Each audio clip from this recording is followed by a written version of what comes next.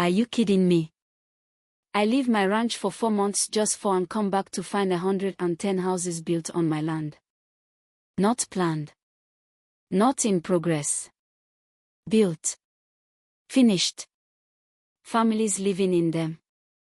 Kids playing tag on what used to be my back pasture. And the kicker. Some perfectly put together woman named Victoria Sterling walks up, hands me a bill for 50 grand, and tells me I'm late on community dues. Like I'm the intruder. Let me back up a sec. I hadn't exactly left on a vacation. My dad got diagnosed with pancreatic cancer right after Thanksgiving.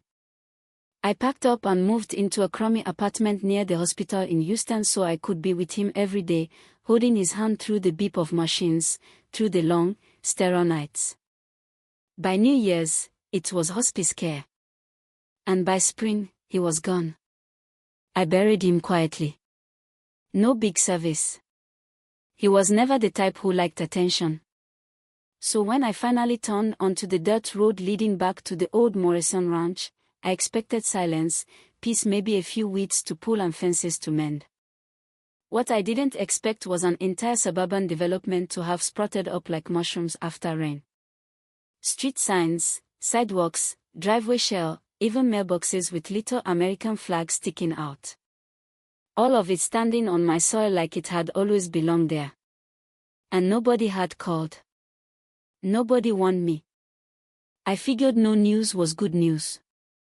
Turns out, it was just cover. I slammed the brakes, sat there in the truck, staring.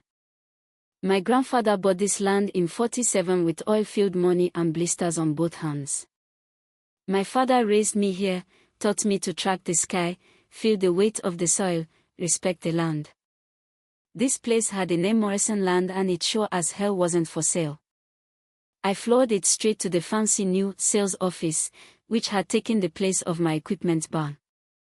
There was a brass sign out front that said Sunset Valley Estates, a Victoria Sterling development. Inside, Tesla drivers sipping coffee and talking HOA fees. I didn't knock. I kicked the damn door open so hard the windows shook. She looked up like she'd been expecting me. "Mr. Morrison," she said, smooth as silk, ice cold as dry ice. "We've been waiting for you to return from Houston. I trust your father's passing was peaceful." The way she said it like she was commenting on the weather made my skin crawl. I demanded to know what the hell was going on, and she smiled and pulled out a manila folder thick with paperwork. Said I'd failed to respond to certified notices about something called Community Development Reassessment. Claimed I'd abandoned the land. She even quoted Texas Property Code and said the land had been repurposed for the benefit of local stakeholders. Then slid a $50,000 invoice across the table like it was a restaurant check. "Infrastructure improvements," she said. "Geological testing. Drainage planning. The geological survey alone cost $7,500, she added, tapping the page with one perfect, manicured nail. Something about that survey didn't sit right. I didn't recognize the signature at the bottom, so I took a picture. Later that night, I called the number on the report, Harrison Geological Services. A woman answered and said dear Harrison had died 6 months ago. Yeah, that happened. That's when I knew. This wasn't just about land. It was about what's under it. I took everything I had to a property lawyer in San Antonio, Elena Rodriguez. Sharp as a tack. Turns out, the grid of test drills wasn't normal for residential development. She'd worked for Marathon Oil for 5 years and said the pattern matched oil exploration. They were drilling deep. Deeper than any house would need. Then Elena showed me something that made my stomach turn. When we overlaid the drilling reports with old floodplain maps my great-granddad had sketched by hand, guess what? They lined up perfectly. The spots they were drilling. Every single one was in a known flood zone. She looked me in the eye and said, Jake, this isn't about building homes. This is about hiding an oil operation under a fake neighborhood.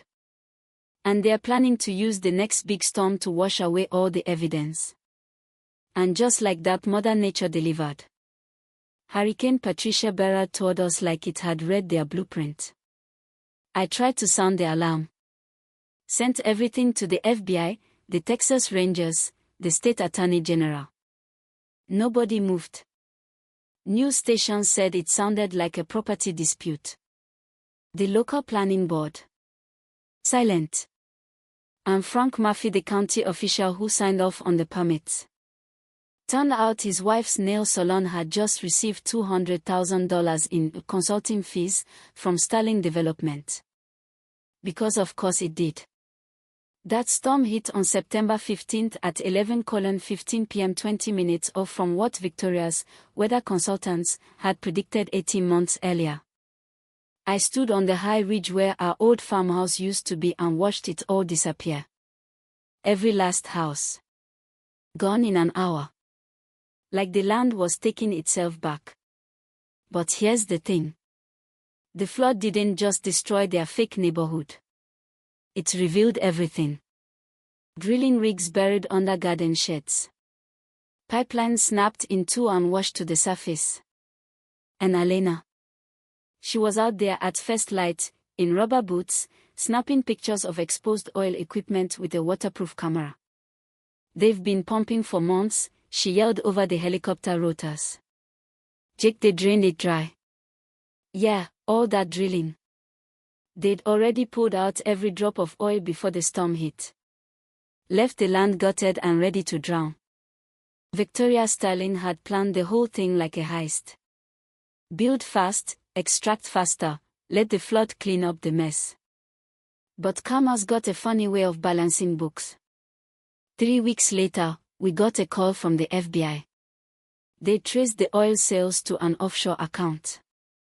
But the product wasn't oil, it was toxic sludge. Turns out the ground beneath that floodplain had been used as an illegal waste dump decades ago. What Victoria had pumped up and sold for $500 million. Contaminated groundwater. The Biascata connected middlemen weren't thrilled. She fled to Mexico, but not fast enough. They caught her in a luxury resort bathroom, trying to dye her hair with hotel shampoo. She'll be in prisoner West for a long, long time. Frank Murphy. Arrested. That nail salon shut down. Elena. Recruited by the FBI to help bust more land fraud like this. And me.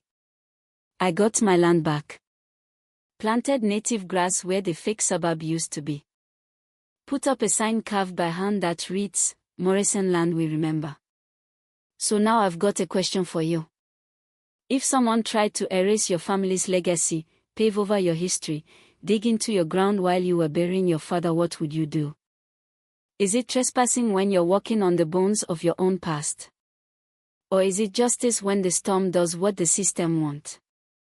Let me know in the comments. Tell me where your line is.